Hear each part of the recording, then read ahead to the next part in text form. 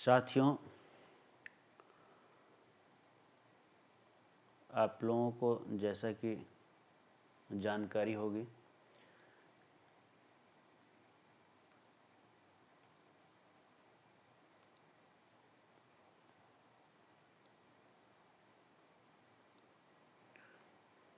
कि SOLDC examination combined section officer limited departmental examinations का date आ गया है। 13 नवंबर को ये पब्लिश हुआ है, 13 नवंबर 2024 को। आप नोटिफिकेशन देख सकते हैं और डिटेल्स के लिए जो है आप वेबसाइट भी देख सकते हैं। डिटेल्स के लिए DOPT के वेबसाइट पे जाके आप इसका रूल्स देख सकते हैं। ऐसे मैं आपको इम्पॉर्टेंट डेट्स बता देता हूँ कि ये एग्ज़ाम कब होगा।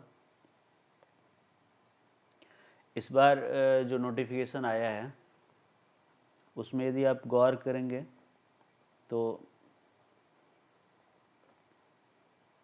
आप देखेंगे कि ये category 1, category 2, category 3, category 8, category 10, मतलब ये 5 कैटेगरी के लिए ही इस बार एग्जामिनेशन हो रहा है। तो मैं आपको बता दूं कि category 1 section officers of the central secretariat service, और कैटेगरी 2 जो है वो इंडियन फॉरेन सर्विस के जनरल कैडर के लिए होता है, सेक्शन ऑफिसर के लिए, और 3 रेलवे बोर्ड वाले के लिए होता है, 8 इंटेलिजेंस ब्यूरो के लिए होता है, और 10 arm force headquarter civil services के लिए होता है। इसका यदि इम्पॉर्टेंट डेट्स देखें तो ये बहुत ही महत्वपूर्ण है। इम्पॉर्टेंट डेट्स आपको याद रखने हैं। एप्लीकेशन का डेट जो है वो मतलब इम्पॉर्टेंट डेट्स है। एप्लीकेशन स्टार्ट हो रहा है 13 नवंबर से। ऑनलाइन एप्लीकेशन स्टार्ट हो रहा है। आपको UPSC के वेबसाइट पे जाके ऑनलाइन फॉर्म भरने हैं और उसके लिए कुछ प्रोसेस है, प्रोसीजर मैं बताऊंगा। डिटेल से एक अलग से मैं वीडियो बनाऊंगा। उसमें कैसे फॉर्म फिलअप करना है ये मैं बताऊंगा आपको। और ये last date online application submit का 3 दिसंबर 2024 है। ये इम्पॉर्टेंट डेट्स याद रखिएगा। आप लोग लास्ट डेट को फॉर्म मत भरिएगा, बीच में भरिए, ना एकदम शुरू में ना एकदम लास्ट में, क्योंकि आपको पता है कि दिल्ली में ही आपका सेंटर होगा, दिल्ली से बाहर नहीं होगा। ऐसे दिल्ली से बाहर भी सेंटर दिए हुए हैं, लेकिन दिल्ली के लोगों के कैंडिडेट्स के लिए दिल्ली में सेंटर मिल जाएंगे। तो कोई हड़बड़ी नहीं है, थोड़ा सोच समझ के भरिएगा। पहले रजिस्ट्रेशन करना होगा। और लास्ट डेट जो मतलब आप पहले तो जो ऑनलाइन सबमिशन ऑनलाइन फॉर्म है, ये ऑनलाइन फॉर्म फिलअप करने के बाद आप अपने कैडर को सबमिट करेंगे। कैडर को सबमिट करेंगे और कैडर से जो है वो 20 दिसंबर 2024 तक जो है UPSC को पहुंचना चाहिए। ये फॉर्म UPSC तक 20 दिसंबर 2024 को पहुंचना है। तो काफ़ी टाइम है, 17 दिन का समय है। तो आप 3 दिसंबर से पहले फिलअप कर लीजिए और भर लीजिए। और ज़रूरी है कि आपके मिनिस्ट्री या कैडर में जो डिपार्टमेंट में जो लोग हैं और भी कैंडिडेट्स हैं उनसे भी कोऑर्डिनेट कीजिए कि वो जल्दी फिलअप करें। इसके बाद अपने एस्टेब्लिशमेंट से ज़रूर कोऑर्डिनेट कीजिएगा वो सही तरीके से आपका भेज रहे हैं या नहीं भेज रहे हैं। एग्जामिनेशन डेट जो मोस्ट इम्पॉर्टेंट डेट है 11 जनवरी 2025 और 12 जनवरी 2025, 2 स्टेज में 2 डेट्स में एग्ज़ाम होता है, 2 डेट्स में एग्ज़ाम होता है। ये 2 डेट्स आपके लिए काफ़ी महत्वपूर्ण है, 11 जनवरी और 12 जनवरी। तो 11 जनवरी को आपका फर्स्ट एंड सेकेंड पेपर होगा और 12 जनवरी को आपको का थर्ड पेपर होगा। तो ये मॉर्निंग सेशन में होता है फर्स्ट पेपर और सेकंड पेपर इवनिंग सेशन में होता है। 12 जनवरी को थर्ड पेपर होगा जो मॉर्निंग सेशन में ही होगा। मतलब ये तो 3 आवर्स का पेपर होता है। अभी मैं डिटेल से इसकी चर्चा करूँगा तो आपके सारे डाउट्स दूर हो जाएंगे। कैसे पढ़ना है, कैसे क्या करना है, ऐसे मैं छोटा सा आपको बता देता हूँ कि क्या क्या इम्पोर्टेंट इंस्ट्रक्शंस हैं, जो मीन्स जो थोड़ा सा अलग हटके है इस बार, वो मैं बता देता हूँ। ये इसमें लिखा हुआ है कि candidates desirous of exercising the option to answer the noting drafting। ये मैं आपको बता देता हूँ, इम्पोर्ट ऑनलाइन एप्लीकेशन से रिलेटेड भी इसमें मैं वीडियो बनाया हूँ, बता देता हूँ कि सबसे पहले तो ये है कि आप इम्पोर्टेंट इंस्ट्रक्शंस याद रखेंगे इस बार फॉर्म भरते हुए, कि ऑप्शन पहले एक्सरसाइज कर लेंगे। नोटिंग ड्राफ्टिंग जो है वो आप हिंदी में करना चाहते हैं या इंग्लिश में करना चाहते हैं। दो लैंग्वेज है, इंग्लिश और हिंदी। इंग्लिश एंड हिंदी दोनों में से किसी एक में आप नोटिंग ड्राफ्टिंग करेंगे। तो इसके लिए ज़रूरी है यदि आप कोई रेलिवेंट कॉलम यदि फिलअप नहीं करेंगे तो आपको ये माना जाएगा कि आप इंग्लिश में एग्ज़ाम देना चाहते हैं। तो फिर इसलिए आप सेलेक्ट कर लेंगे अपना लैंग्वेज। मतलब नोटिंग ड्राफ्टिंग तो डिस्क्रिप्टिव है, नोटिंग ड्राफ्टिंग में आप हिंदी में देना चाहते हैं या इंग्लिश में देना चाहते हैं। नोटिंग एंड ड्राफ्टिंग ये डिस्क्रिप्टिव पेपर है। नोटिंग, ड्राफ्टिंग और प्रेसिस राइटिंग, ये तीनों है। और एक बार ऑप्शन आपने एक्सरसाइज कर लिया तो वो फाइनल होगा, हिंदी या इंग्लिश में आप देना चाहते हैं। आप देख लीजिए आप किस भाषा में कंफर्टेबल होंगे। लोग हिंदी में दे के अच्छे मार्क्स भी लाते हैं, लेकिन आप हिंदी में कंफर्टेबल यदि हैं तो आप हिंदी में दीजिएगा, अंग्रेजी में अन्यथा आप अंग्रेजी में दीजिए। बिकॉज इंग्लिश जो है वो आप ऑफिस में ही इंग्लिश में नोटिंग लिखते हैं, तो बहुत सारे शब्द जो है वो आपको इंग्लिश में मिल जाएंगे। हिंदी में भी आप दे सकते हैं, क्योंकि प्रेसी राइटिंग एक इम्पॉर्टेंट पार्ट होता है। प्रेसी राइटिंग आपको पता है कि मतलब 40 और 50 मार्क का पूछा जाता है। तो 200 में से प्रेसी राइटिंग 40-50 मार्क्स का होता है। मीन्स आपको 25% मार्क्स इसी में से आएंगे, 25% और 20%। तो यदि हिंदी में देते हैं जिसमें आप कंफर्टेबल हैं तो प्रेसी राइटिंग आपके लिए आसान हो जाएगा। और नोटिंग के लिए आपको लेकिन अलग से मेहनत करनी होगी, प्रैक्टिस करनी होगी घर में हिंदी में, क्योंकि ऑफिस में आप हमेशा अंग्रेजी में करते हैं। The undersigned is directed to refer लिखते हैं, इट इज़ सबमिटेड, तो वहाँ क्या लिखना है इसके लिए आपको अलग से प्रैक्टिस करनी होगी। और एक मतलब किसी गाइड या मतलब एक ग्रुप में आप तैयारी करेंगे तो अच्छा रहेगा। एक दूसरे से आपको सहयोग मिलेगा, गाइड मिलेगा, एक दूसरे के द्वारा जो गलतियाँ पॉइंट आउट की जाती है उस पर आप ध्यान देंगे। तो इससे ये होगा कि आप जो है अच्छा मार्क्स ला सकते हैं इसमें। कैंडिडेट्स जो ऑप्शन एक्सरसाइज कर रहे हैं हिंदी या इंग्लिश में, तो इसमें दिया हुआ है कि यदि आप नोटिंग या ड्राफ्टिंग कर रहे हैं, उसमें यदि कोई टेक्निकल टर्म है तो उसको आप देवनागरी लिपि में हूबहू जो है वो लिख सकते हैं। कोई ऐसा टेक्निकल टर्म है तो आप देवनागरी लिपि में इंग्लिश लैंग्वेज का ही टर्म लिख सकते हैं। जैसे मान लीजिए किसी ने लिख दिया इंस्टीट्यूशनल, तो ऐसे आप इंस्टीट्यूशनल लिख दीजिए। मैं आपको एग्जाम्पल के लिए बता, इंस्टीट्यूशनल आप लिख सकते हैं। तो ऐसे मतलब ये आपको मैं एग्जाम्पल के लिए बता रहा हूँ। सेकेंड क्या है, ऑनलाइन एप्लीकेशन के लिए मैं बताया आपको कि ऑनलाइन एप्लीकेशन का जो है वो एक डेट है। तो ऑनलाइन एप्लीकेशन का ये डेट आप महत्वपूर्ण डेट है 13 नवंबर से 3 दिसंबर, पहले ही बता दिया हूँ। और ये 3 दिसंबर जो है, ये 3 दिसंबर तक आप ऑनलाइन फॉर्म सबमिट करेंगे और फिर प्रिंट आउट उसका अपने ऑफिस में प्रॉपर चैनल से जाएगा, तो प्रिंट आउट आप सबमिट कर देंगे अपने ऑफिस में। और प्रिंट आउट जो है वो 20 दिसंबर तक ऑफिस के द्वारा यूपीएससी को भेजा जाएगा, फॉरवर्ड किया जाएगा। उसमें रेलिवेंट पॉइंट पे साइन किया जाता है हेड ऑफ़ द डिपार्टमेंट के द्वारा। इसमें लिखा हुआ है कि कैडर कंट्रोलिंग अथॉरिटी जो है वो भेजेगा 20 दिसंबर को। तो ये इम्पॉर्टेंट डेट है।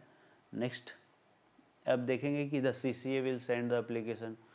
तो ये अंडर सेक्रेटरी यूपीएससी को भेजेंगे। और ये फॉर्म जो है इसमें आपको मैं बता दूं, जो आपके फॉर्म है उसमें हेड ऑफ़ द डिपार्टमेंट का सिग्नेचर होता है।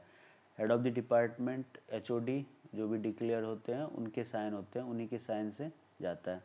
हेड ऑफ ऑफिस भी कहा जाता है, मतलब डिपार्टमेंट के जो हेड हैं उनसे भी। हेड ऑफ़ द डिपार्टमेंट ऐसे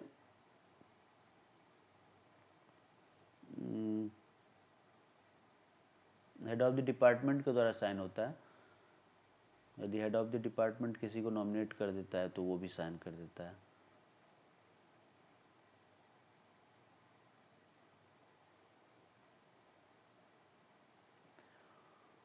no paper admit card will be issued, ये दिया हुआ है कि एडमिट कार्ड आपको जो है डाउनलोड करने होंगे। आपको अपना ईमेल, वैलिड ईमेल देना चाहिए, क्योंकि ईमेल से ही कम्युनिकेशन करेगी यूपीएससी। तो दूसरा, ओनली दोज कैंडिडेट्स जिसका प्रिंट आउट ऑनलाइन, जिसका ये online application, copy of online application forward किया जाएगा सीसीए कैडर कंट्रोलिंग अथॉरिटी के द्वारा, उसी को जो है एग्ज़ाम में बैठने दिया जाएगा, उसी को एडमिट कार्ड आएगा। और यदि ये इसलिए आप लोग ध्यान रखेंगे अपने कैडर कंट्रोलिंग अथॉरिटी से अपना एप्लीकेशन भिजवाइएगा, ये कोशिश कीजिएगा वो बाय हैंड भिजवाए और वहाँ पे पहुँच जाए। ऐसे ग्रुप में होता है, जहाँ ग्रुप में नहीं होता है, इस तरह का ध्यान रखना ज़रूरी होता है टाइमलाइन का। दूसरा जो इम्पोर्टेंट इंस्ट्रक्शन है इस बार थोड़ा सा जो अलग है, थोड़ा अलग इंस्ट्रक्शन है, ये 10 डेज जो लिखा हुआ है, ये जो 10 days old photograph from the date of start of application process. तो अभी एप्लीकेशन प्रोसेस का जो डेट है 13 नवंबर है, तो 13 नवंबर से 10 दिन पहले तक का होना, ज़्यादा पुराना नहीं होना चाहिए फ़ोटोग्राफ। ये यूपीएससी इसलिए किया हुआ है कि जब फोटोग्राफ्स ज़्यादा पुराने नहीं होना चाहिए, 10 दिन से ज़्यादा पुराने नहीं होना चाहिए, मतलब 3 नवंबर से पहले का फ़ोटोग्राफ नहीं होना चाहिए। और उसमें एक और इम्पोर्टेंट इंस्ट्रक्शन है इसमें कि the name of candidate, candidate का नाम और date on which photograph was taken, ये बहुत ही इम्पॉर्टेंट है। ये फोटोग्राफ्स पे लिखा होना चाहिए, clearly mentioned on the photograph. जैसे फोटोग्राफ है तो नीचे जो है, जैसे आपका ये फोटोग्राफ है तो उसके नीचे जो है ये नाम और डेट यहाँ पे होना चाहिए, नाम और नीचे डेट होना चाहिए। नेम आपका होना चाहिए और date of photograph, date of photograph. तो इस तरह से मेंशन करा के जो है आप वो फ़ोटोग्राफ यूज़ करेंगे ऑनलाइन एप्लीकेशन के लिए। तीसरा जो बहुत इम्पॉर्टेंट है, ये ध्यान रखना है, क्योंकि यूपीएससी जो है वो जो भी इंस्ट्रक्शन देती है वो इंस्ट्रक्शन आप यदि फॉलो नहीं करेंगे तो रिजेक्ट भी कर सकती है। तो आप इससे बचने के लिए इंस्ट्रक्शन को पढ़ें, समझें और उसको फॉलो करें। The candidate face should occupy 3/4 of the space of the photograph. 3/4 समझ ही रहे हैं आप लोग, तो जानते ही हैं, मतलब आपका चेहरा जो है वो मतलब ज़्यादा वो होना चाहिए, ज़्यादा 3/4 स्पेस में होना चाहिए, ताकि मतलब क्लियरली विजिबल हो। ज़्यादा नहीं छोटा, जैसे इतना बड़ा मतलब फोटोग्राफ है इतना बड़ा, तो उसमें फ़ोटो जो आपका चेहरा जो इतना छोटा दे दिया, या काफ़ी छोटा हो गया, काफ़ी दूर का हो गया, तो वो नहीं करना चाहिए। क्योंकि ये पासपोर्ट साइज़ फ़ोटोग्राफ होते हैं, तो पासपोर्ट साइज़ फ़ोटोग्राफ में आपको इन सब चीज़ों का ध्यान रखना है। आपका चेहरा कम से कम इतना बड़ा कवर कर, मतलब देह जो है ज़्यादा ना करके चेहरा ही कवर करें। तो ये इन सब चीज़ों का ध्यान रखना पड़ेगा ताकि क्लियरली विजिबल हो। यूपीएससी इसलिए करती है क्लियरली विजिबल हो और ज़्यादा पुराना नहीं हो।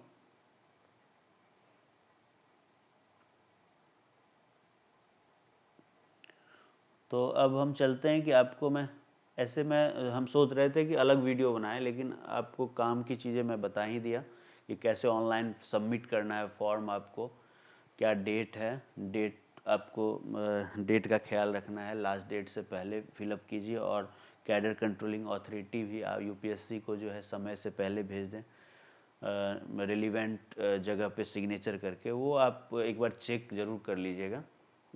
अदरवाइज़ एडमिन वाले तो ठीक ही करते हैं एक, लेकिन खुद से चेक करने की ज़्यादा रिस्पॉन्सिबिलिटी है, क्योंकि ये इंडिविजुअल को प्रभावित कर सकता है, आपको प्रभावित करेगा। तो ये सब चीज़ का ध्यान रखना है। फ़ोटो कैसे देना है, ज़्यादा पुराना नहीं, 10 दिन से ज़्यादा पुराना नहीं होना चाहिए फ़ोटोग्राफ्स। इन सब इंस्ट्रक्शंस को फॉलो कीजिए। आप रजिस्ट्रेशन करेंगे यूपीएससी की वेबसाइट पे, आप लोगों ने इतना फॉर्म भरा है तो पता ही होगा, एक बार देख लेंगे। ऑनलाइन रजिस्ट्रेशन करना, रजिस्ट्रेशन के लिए कुछ रिलेवेंट चीज़ की ज़रूरत होती है, कुछ तथ्य है वो आप पहले देख लेंगे फिर भरिएगा, ताकि आसानी से एक ही बार में भरा जाए। तो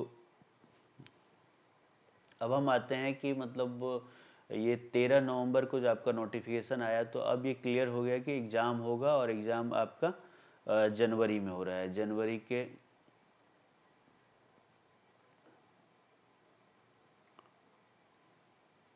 11-12 जनवरी को एग्ज़ाम हो रहा है। तो आपके पास अब टाइम बहुत कम रहा है, कम बचा है। 11-12 जनवरी को एग्ज़ाम है, तो आपके पास टाइम कम है, इसलिए आप जो है मतलब कम टाइम में तैयारी कैसे करेंगे, मैं आपको उसके लिए कुछ टिप्स बताऊंगा। ऐसे आप लोग तो पहले से तैयारी कर ही रहे होंगे, जो तैयारी नहीं भी कर रहे होंगे अभी भी स्टार्ट कर सकते हैं तैयारी। ऐसा कुछ नहीं है, कभी लेट नहीं होता है आदमी। लेकिन कंपटीशन है तो पहले से ही लोग तैयारी के सभी सजग हैं ही, तैयारी कर रहे होंगे। मैं आपको थोड़ा सिलेबस के बारे में बताता हूँ कि एग्ज़ाम का सिलेबस क्या है। ये एग्ज़ाम 2 स्टेज में होता है, 2 स्टेजेज एग्ज़ाम है। 2 स्टेज एग्ज़ाम होता है। 1 स्टेज जो कि 500 मार्क्स का होता है, दैट इज़ रिटन और रिटन एग्जामिनेशन। दूसरा होता है एपीआर ग्रेडिंग, 100 मार्क्स का एपीआर ग्रेडिंग होता है और 500 मार्क्स का रिटन एग्जामिनेशन होता है। तो एपीआर ग्रेडिंग आप जानते हैं, आपके 4 साल का जो एपीआर है, 4 ईयर्स एपीआर्स का इवेल्युएशन किया जाता है। ये 100 में जो है, ये 100 में 90 मार्क्स आपको आ जाएंगे यदि आपका 8 एंड अबव ग्रेडिंग है प्रत्येक साल। 8 एंड अबव आउटस्टैंडिंग माना जाता है। तो ये हुई एपीआर ग्रेडिंग की बात। दूसरा अब आते हैं रिटन एग्जामिनेशन पे। रिटन एग्जामिनेशन पे आप, मैं नीचे बनाया हुआ हूँ, देखिए पीपीटी में आप देख सकते हैं पेपर 1। पेपर 1 में कुछ सब्जेक्ट हैं, general studies, general knowledge of constitution of India, machinery of government, practice, procedure in parliament, knowledge of RTI. तो ये हैं आपको पेपर 1 के सब्जेक्ट। ये सभी ऑब्जेक्टिव पेपर होंगे, 150 मार्क्स के होते हैं, 150 मार्क्स के। इसमें 120 क्वेश्चंस होते हैं, 120 क्वेश्चंस होते हैं 150 मार्क्स के, और ड्यूरेशन 2 आवर्स होता है। और पेपर टू जो है उसमें procedure and practice in the government of India secretariat, जो मैनुअल ऑफ ऑफिस प्रोसीजर्स है, general financial service rules duly taking into account the requirement of relevant categories of services. हाँ, जिस तरह की सर्विस है उसका रूल्स है, जैसे रेलवे का, रेलवे के लिए है, सीएसएस का, सेंट्रल सेक्रेटरीट सर्विस वाला। ये भी ऑब्जेक्टिव होते हैं, जिसमें कि 120 क्वेश्चंस होते हैं। और 120 क्वेश्चंस के लिए आपको 120 क्वेश्चंस करने होते हैं, जिसमें 120 क्वेश्चन में 150 मार्क्स होते हैं, और ये भी 2 आवर्स का एग्ज़ाम होता है। और ये चूँकि ये दोनों जो है ऑब्जेक्टिव होते हैं, फर्स्ट और सेकंड पेपर, इसमें निगेटिव मार्किंग का भी प्रोविज़न होता है। यदि आप एक गलत उत्तर देते हैं तो 1/3 मार्क्स आपके कट जाएंगे, सही आंसर में से 1/3 काट लिए जाएंगे। तो आप इस चीज़ का भी ध्यान रखेंगे जब भी। ये ऑप्शनल होते हैं, मतलब मल्टी चॉइस क्वेश्चंस होते हैं ऑब्जेक्टिव। ये तो आपको पता ही होगा, आप लोगों ने इतना एग्ज़ाम दिया। और अब आते हैं हम पेपर 3। पेपर 3 जो है वो बहुत ही इम्पॉर्टेंट है। नोटिंग, ड्राफ्टिंग और प्रेसी राइटिंग, ये तीनों इसमें होते हैं, सब्जेक्टिव होते हैं, आपको लिखने पड़ेंगे। 200 मार्क्स का होता है, जहाँ फर्स्ट और सेकंड पेपर 150 मार्क्स के ही ईच होते हैं, इसमें 200 मार्क्स का ईच होता है। एक पेपर होता है, थर्ड पेपर। और इसके लिए टाइमिंग भी ज़्यादा है, 3 आवर्स का टाइम है, सब्जेक्टिव है, इसमें कोई माइनस मार्किंग नहीं है। और इवेल्युएशन रिकॉर्ड का मैंने बताया 100 मार्क्स का, ये ग्रेडिंग होता है, एपीआर ग्रेडिंग का होता है। जो टोटल 600 मार्क्स का जो है इवेल्युएशन होता है, एग्ज़ाम होता है। और आपको मैं बता दूं कि ये 600 मार्क्स पे ही जो है आपकी मेरिट तैयार होती है। अब सिलेबस क्या है, एग्ज़ाम का क्या सिलेबस है, syllable for the examination, syllable ये प्लूरल लिखा हुआ है, तो सिलेबी ऑफ द एग्जामिनेशन में ये जो इम्पॉर्टेंट पॉइंट लिखा हुआ है, इसमें ये लिखा हुआ है कि आप जो अपडेटेड रूल्स पढ़ेंगे वो कब तक का पढ़ेंगे। तो इसमें नोटिफिकेशन ऑफ दिस एग्जामिनेशन, तो 2024 का नोटिफिकेशन 13 नवंबर 2024 को आया हुआ है। तो आप जो भी रूल्स रेगुलेशन जो भी रूल्स पढ़ेंगे वो 13 नवंबर 2024 तक का अपडेटेड रूल्स पढ़ेंगे। बाद में कुछ यदि चेंजेज होता है तो आप नहीं पढ़ेंगे, वो एग्ज़ाम के लिए एग्ज़ाम में वो रेलिवेंट नहीं रहेगा। जैसे एओबी टीओबी की बात करें या और भी रूल्स की बात करें, एओबी में अक्सर चेंज आते रहता है, इस मिनिस्ट्री का काम दूसरे मिनिस्ट्री को ट्रांसफ़र हो जाता है। तो अब 13 नवंबर तक का जो अपडेटेड एओबी है या 13 नवंबर का और भी जो रूल्स अपडेटेड है वही पढ़ेंगे। ये बहुत इंपॉर्टेंट है क्योंकि लोगों को पता नहीं होता कि कब तक का पढ़ें अपडेटेड। और मैं आपको कहूँगा कि 13 नवंबर तक 2024 से पहले का ही आप जो है वो करंट अफेयर्स भी पढ़ें। करंट अफेयर्स भी बाद वाला नहीं पूछा जाएगा, वो तब तक का ही पूछा जाएगा, क्योंकि यूपीएससी जो लिखती है ना अपने सिलेबस में, वही उस पर वो मतलब स्टिक रहती है, सिलेबस को ही फॉलो करती है यूपीएससी। अब मैं आपको बता दूं कि ये पेपर 1 और पेपर 2 जो मतलब सिलेबस टॉपिक्स जो हैं उसके लिए क्या क्या मतलब पढ़ना है आपको, ताकि आप मतलब चूँकि टाइम कम है तो आपको पढ़ना भी है, और क्या नहीं पढ़ना ये ज़्यादा इम्पोर्टेंट होता है। जब आपके पास समय कम होता है खास करके यूपीएससी के एग्ज़ाम के लिए, तो आपको क्या नहीं पढ़ना ये इम्पोर्टेंट है। तो आप देख लीजिए कि 5 ईयर प्लान्स, अब 5 ईयर प्लान्स उतना रेलिवेंट है नहीं, क्वेश्चंस पूछे नहीं जाते हैं, फिर भी आप एक बार ओवरव्यू ज़रूर ले लेंगे, क्योंकि यूपीएससी का कोई नहीं, यदि सिलेबस है तो वो हो सकता है पूछ दे सवाल, लेकिन रिसेंटली जो है 5 ईयर प्लान से क्वेश्चंस नहीं पूछे गए हैं। तो इसके लिए तो आपको पता है ये बुक्स कोई 5 ईयर प्लान्स के लिए है नहीं। यदि 5 ईयर प्लान्स का कहीं मतलब है तो आप किसी भी मतलब जीके के बुक, इकोनॉमिक्स के बुक से पढ़ सकते हैं 5 ईयर प्लान्स को, शॉर्ट में पढ़ सकते हैं। मतलब क्या 5 ईयर प्लान्स का थीम क्या था, किसके लिए बना हुआ था, first 5 year plan, second 5 year plan, क्या उसमें टारगेट था, क्या अचीव किया गया, ये सब चीज़ें जो है क्या क्या इम्पोर्टेंट पॉइंट्स थे, इस ये पढ़ना था। लेकिन क्वेश्चन पूछे नहीं गए, लेकिन पूछे जा सकते हैं, ये हम नहीं कहेंगे कि नहीं पूछे जाएंगे। सिलेबस में है तो हो सकता है पूछ सकता है यूपीएससी, कभी भी यूपीएससी जो है वो अपने सिलेबस से क्वेश्चन पूछ देती है, अनटस्ट चीज़ों को तो ज़रूर पूछती है। तो इंडियन सेकेंड है Indian economy and major development schemes. इसके लिए आप नोट्स मटेरियल्स पढ़ेंगे तो ज़्यादा अच्छा है, क्योंकि काफ़ी वास्ट हो जाता है ये डेवलपमेंट स्कीम्स। डेवलपमेंट स्कीम्स तो आपको पता ही है, जो मतलब विकास के लिए योजनाएं भारत सरकार की चलती हैं, सामाजिक कल्याण के लिए, या सोशल वेलफेयर स्कीम्स है, या और भी स्कीम, बहुत तरह के स्कीम्स हैं बिजली के लिए, या और ऊर्जा से रिलेटेड है, सड़क से रिलेटेड है, और भी योजनाएं हैं। तो बहुत सारा डिटेल्स है, तो आप कोई मटेरियल्स यदि कोचिंग मटेरियल्स पढ़ लेते हैं, कोई नोट्स पढ़ लेते हैं, तो वो आपके लिए आसान हो जाएगा। करंट अफेयर्स और नेशनल इम्पोर्टेंट इंटरनेशनल इम्पोर्टेंस के जो करंट अफेयर्स है उसके लिए आप न्यूज़पेपर तो शुरू से पढ़ते रहेंगे तभी काम आएगा। और इसमें भी मैं आपको सलाह दूंगा कि आप नोट्स और मटेरियल्स पढ़ें, ताकि कम समय में आप चीज़ों को, और ये बार बार रिवीजन का चीज़ है, ये सब चीज़ तैयारी करने के लिए मैं आपको ये कहूँगा कि ये सब रिवीजन कीजिए। करंट अफेयर्स जितना बार पढ़ेंगे उतना जो है याद हो जाएगा, नहीं तो आप जानते हुए भी गलत कर सकते हैं करंट अफेयर्स में। Principles of the constitution of India, इसके लिए बहुत ही इम्पॉर्टेंट 2 बुक आपको मैं सजेस्ट करता हूँ। रेलिवेंट टॉपिक्स आप पढ़ लें, इंडियन पॉलिटी, ये एम लक्ष्मीकांत के द्वारा लिखा हुआ है। एम लक्ष्मीकांत इसके जो है राइटर हैं, इधर मैं लिख देता हूँ, एम लक्ष्मीकांत। ज़्यादातर आप लोग जान रहे होंगे इनका नाम। एम लक्ष्मीकांत जो है, इनकी ये बुक है इंडियन पॉलिटी, ये हिंदी और इंग्लिश दोनों में आता है। आप जो भी जिसमें आप खरीदना चाहे वो खरीद सकते हैं, और जो रेलिवेंट टॉपिक है वही आप पढ़ें। मैं सारा उसमें बहुत सारी चीज़ें लिखी हुई हैं, आप वो सब ना पढ़ें। और रेलिवेंट टॉपिक्स इसका भी, ये दूसरा जो है ये ऑब्जेक्टिव्स है, ऑब्जेक्टिव बुक की एक ऑब्जेक्टिव बुक है।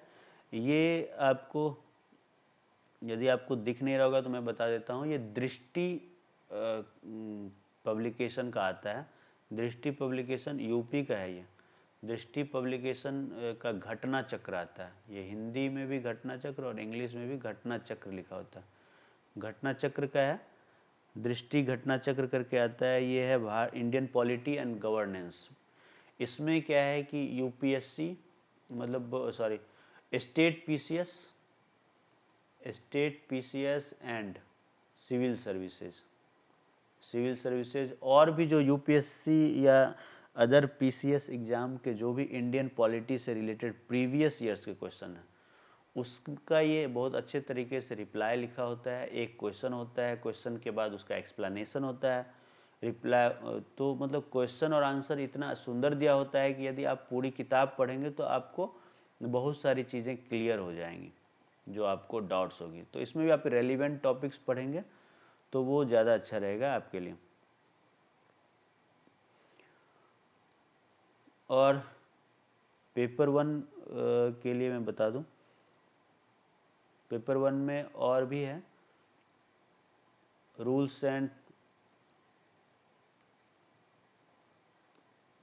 Rules of procedure and conduct of business in Lok Sabha and Rajya Sabha. अब ये लोकसभा और राज्यसभा में जो कार्यवाहियाँ कैसे चलती है, उसके क्या रूल्स रेगुलेशंस है, इसके लिए आप manual of parliament procedures in India book है, जो कि आपको इस लिंक पे अवेलेबल है, संसद की वेबसाइट पे अवेलेबल है। और संसद की वेबसाइट पे और भी चीज़ें हैं, और भी मतलब मटेरियल्स है, उसमें से आप एक नोट्स बना ले छोटा सा, वो काफ़ी रिलीवेंट हो जाता है इसके लिए। अब मैं आपको बताता हूँ organisation of machinery of the government of India, designation and allocation of subjects between ministries department test. इसके लिए आप एओबी और TOB, allocation of business rules 1961 and transaction of business rules 1961। और ये कब तक का अपडेटेड पढ़ना है आपको पता है, मैं बताया कि 13 नवंबर, मतलब जब तक नोटिफिकेशन का डेट है तब तक का होना चाहिए। तो आप कैबिनेट सेक्रेटरीट की वेबसाइट से इसको डाउनलोड कर सकते हैं। लिंक मैं यहाँ पे दे दिया हूँ, आप यहाँ से वेबसाइट से डाउनलोड कर लीजिए और इसको पढ़िए। आजकल एओबी टीओबी से काफ़ी डायनेमिक सवाल पूछे जा रहे हैं। पहले एक तरह का होता था कि ये सब्जेक्ट किसका है, ये सब्जेक्ट किसका नहीं है। अब ऐसा नहीं पूछा जाता है, अब काफ़ी घुमा फिरा के पूछा जाता है। तो थोड़ा सा आपको मतलब और एक्सेप्शन का तो ध्यान रखना ही है, और साथ ही आपको कॉमन चीज़ों का भी ध्यान रखना है। कुछ चीज़ें कॉमन होती है जो कि मतलब 2-3 डिपार्टमेंट में एक ही जैसा लगता है, तो उसका भी आप ध्यान रखें कि ये किस में आ सकता है, ये किस में आ सकता है। और ख़ास करके नए नए सब्जेक्ट का ध्यान रखना है, नए टाइप की योजनाएं, नए टाइप के मिनिस्ट्री डिपार्टमेंट पे ध्यान रखना है आपको, एओबी टीओबी जब आप पढ़ रहे हैं। इसको मैं शॉर्ट में एओबी टीओबी बोल रहा हूँ, एलोकेशन ऑफ बिजनेस रूल्स और transaction of business rules. Allocation of business rules में गवर्नमेंट ऑफ इंडिया के जो मिनिस्ट्री ऑफ डिपार्टमेंट है उसके बीच जो विभागों का सब कार्यों का बंटवारा है, बिजनेस का जो बंटवारा किया गया वही एलोकेशन ऑफ बिजनेस रूल्स में। और ट्रांजैक्शन ऑफ बिजनेस रूल्स में कि मतलब इसमें कैबिनेट और कैबिनेट कमेटी के बीच जो है काम का बंटवारा किया गया है कि कैबिनेट का क्या मैंडेट है, कैबिनेट कमेटीज़ का क्या मैंडेट है, और भी प्राइम मिनिस्टर प्रेसिडेंट के पास कौन सी फाइल जाएगी अप्रूवल के लिए, वो भी टीओबी में लिखा हुआ है। ये जब आप पढ़ेंगे तो आपको ज़्यादा नॉलेज होगा। ये तो मैं शॉर्ट में आपको बता रहा हूँ। और आरटीआई एक्ट के बारे में आप लोग सभी जानते होंगे, क्योंकि आरटीआई तो मतलब मिनिस्ट्री डिपार्टमेंट में डीलिंग किया जाता है। तो ये आरटीआई की वेबसाइट पे भी है, डीओपीटी की वेबसाइट पे भी बहुत सारे नोट्स, और इसमें आरटीआई में जो है वो rti.gov.in पे भी अवेलेबल है। और नोट्स पढ़ेंगे तो ज़्यादा मतलब काम आएगा आपको। फिर पेपर 2 में आते हैं। पेपर 2 के बारे में आप जान रहे हैं कि पेपर 2 भी 150 मार्क्स का होता है। और इसके जो सिलेबस है मैं आपको बता दूं, एक तो इसका है office procedure issued by institute, यहाँ पहला है ये manual of office procedure latest edition, ये क्लियरली जो है सिलेबस में लिखा हुआ है। तो एमओपी के बारे में जानते हैं, लेटेस्ट एडिशन आप डीओपीटी की वेबसाइट से जो है डाउनलोड कर सकते हैं लेटेस्ट एमओपी। और आईएसटीएम का जो ये कह रहे हैं कि एमओपी इशू किया गया है आईएसटीएम से, वो आप आईएसटीएम के वेबसाइट पे चले जाएंगे, वहाँ से डाउनलोड कर लेंगे। Handbook of orders regarding use of Hindi, Hindi राजभाषा है हमारी ऑफिशियल पर्पस के लिए, और ये मिनिस्ट्री ऑफ होम अफेयर्स में एक डिपार्टमेंट ही है। ये कैटेगरी 1 और 4 के लिए है, मतलब कैटेगरी 1 में सीएसएस के लोग आते हैं, तो सीएसएस वालों के लिए ये ज़रूरी है पढ़ना। राजभाषा विभाग की वेबसाइट पे चले जाएंगे, वहाँ से आप पढ़ेंगे, उसमें लिखा हुआ है constitutional provision and various acts on use of Hindi, use of राजभाषा पे जो है बहुत सारे एक्ट हैं, तो उसमें जो इम्पोर्टेंट चीज़ें हैं आप पढ़ लेंगे, क्योंकि इसमें से प्रश्न यूपीएससी ने काफ़ी पूछा है, काफ़ी प्रश्न पूछे हैं यूपीएससी ने। अब मैं आता हूँ, मतलब ये आप इन शॉर्ट समझ लें कि ये जितने भी रूल्स हैं उससे है, और ये आपको स्वामी का हैंडबुक पढ़ना होगा। यदि शॉर्ट में पढ़ना चाहें तो स्वामी का जो हैंडबुक आता है 24-23 का अपडेटेड वाला, वो आप खरीद लें, उसको इन शॉर्ट पढ़ लेंगे तो मोटा मोटा समझ में आ जाएगा। यदि बहुत डिटेल्स में पढ़ना चाहते हैं, इसके लिए अलग अलग रूल्स के लिए अलग अलग स्वामी का हैंडबुक है। तो ये जैसे आपको मैं बताता हूँ, FRSR जो है आपको अलग से ही पढ़ना होगा। FRSR फंडामेंटल रूल और सप्लीमेंट्री रूल, ये आप हैंडबुक से भी पढ़ सकते हैं, अलग से पढ़ना चाहे ज़्यादा डिटेल में पढ़ेंगे।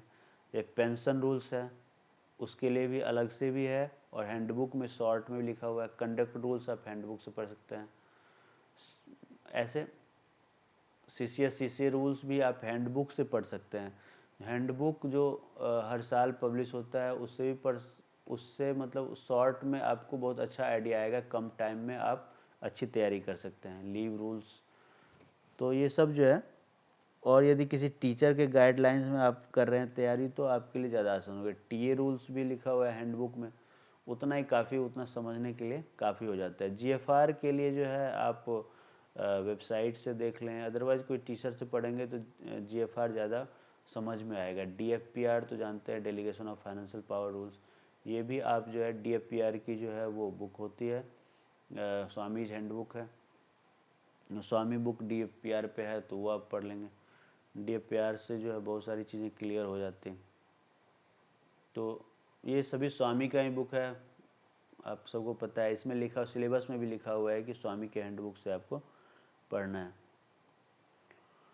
और तीसरा जो सिलेबस है ये है आपको इंटेलिजेंस ब्यूरो के लिए है, स्टैंडिंग ऑर्डर्स, ये केवल इंटेलिजेंस ब्यूरो वाले के लिए है।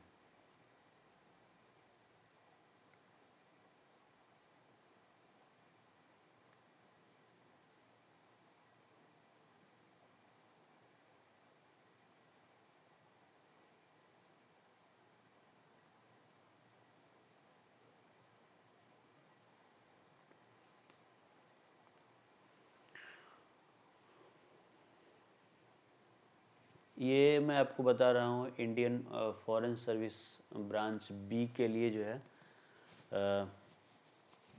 ये जो मतलब मिनिस्ट्री ऑफ एक्सटर्नल अफेयर्स में एएसओज होते हैं उसके लिए है। उसमें भी लेटेस्ट स्टेशन एमओपी का होता है, आईएसटीएम का, बाकी ऊपर का सारे रूल्स सेम होते हैं।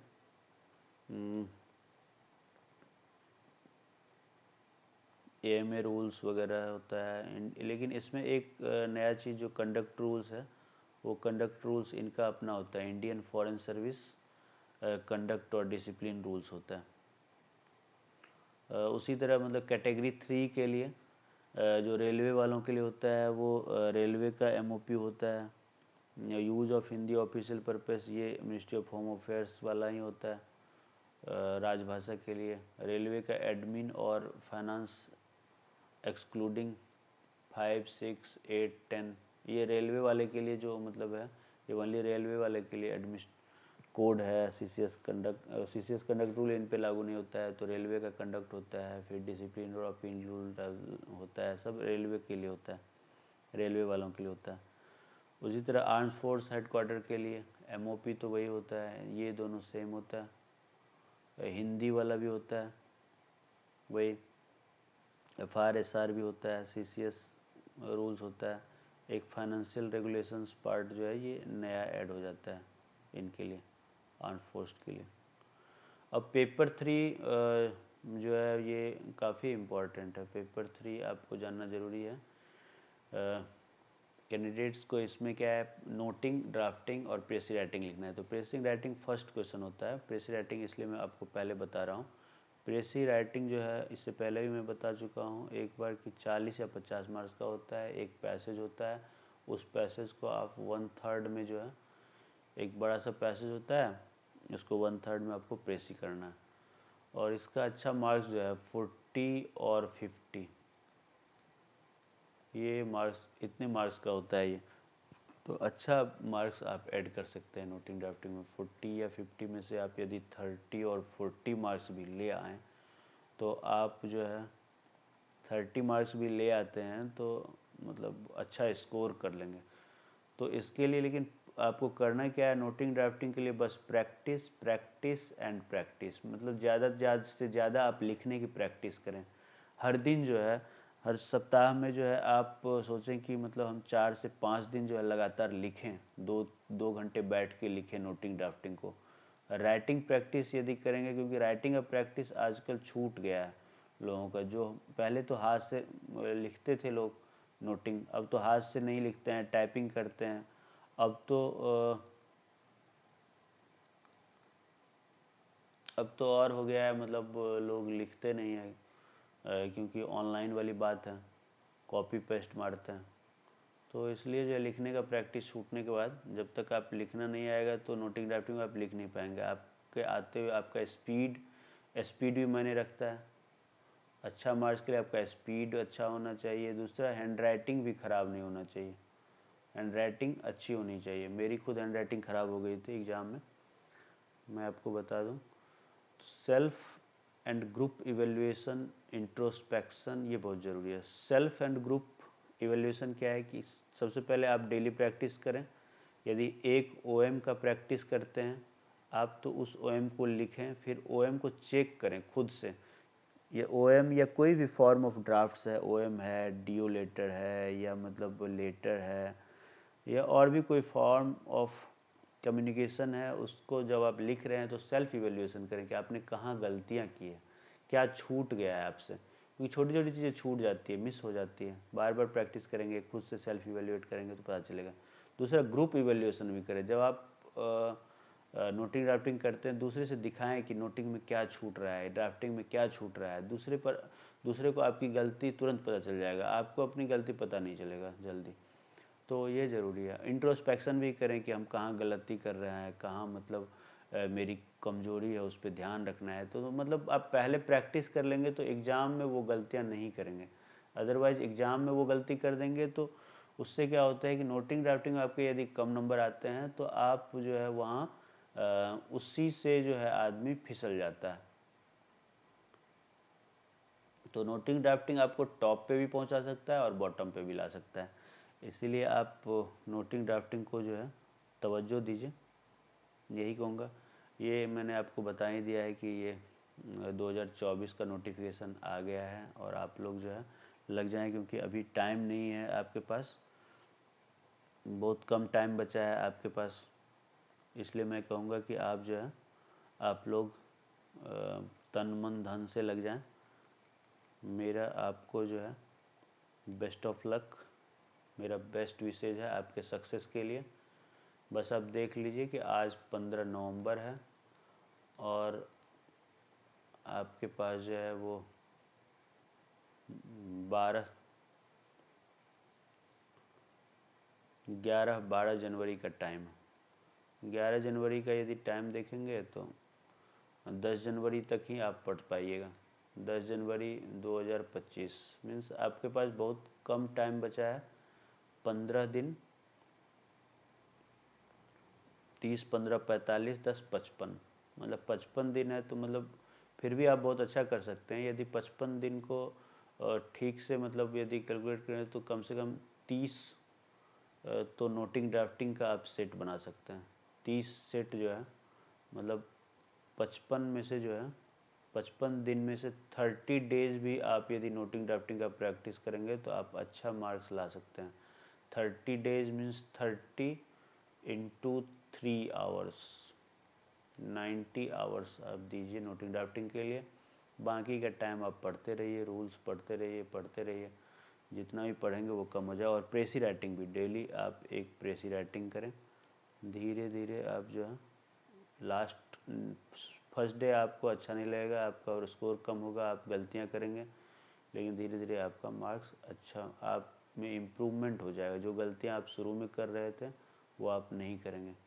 मतलब 30 दिन मैं कह रहा हूँ, ये 30 ना होके 20 भी यदि आप करते हैं ना तो आप में गजब का इम्प्रूवमेंट हो जाएगा।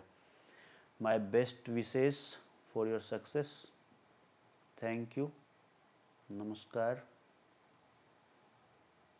आप लोगों की सफलता के लिए यदि मेरे ये प्रयास आप लोगों को थोड़ा भी मदद कर रहा है तो मैं समझूंगा कि मेरा मेहनत जो है वो सफल हो गया।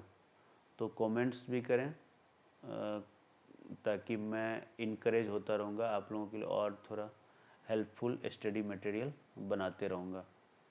Thank you.